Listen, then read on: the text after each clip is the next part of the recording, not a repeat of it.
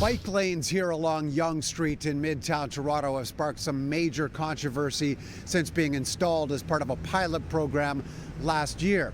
The city's cycling network is expanding to provide more ways for people to get around, but businesses and residents in this area say it's unsafe and is causing major congestion.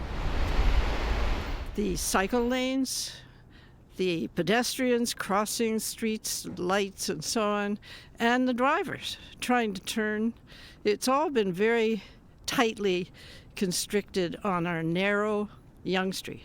The never-ending fight involving those on 2 and 4 wheels or by foot in Toronto has a new battleground along the city's main artery through Rosedale and Summerhill.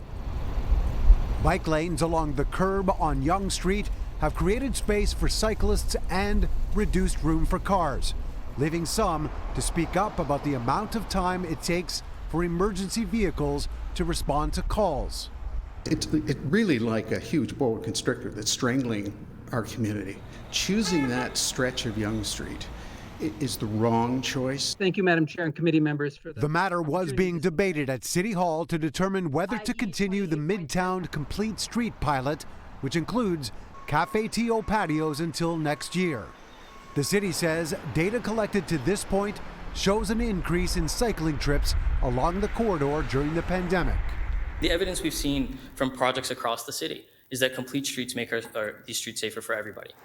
Other temporary bike lanes installed throughout Toronto in 2020 were made permanent in December, including those along Danforth, where businesses are also surrounded by residential areas.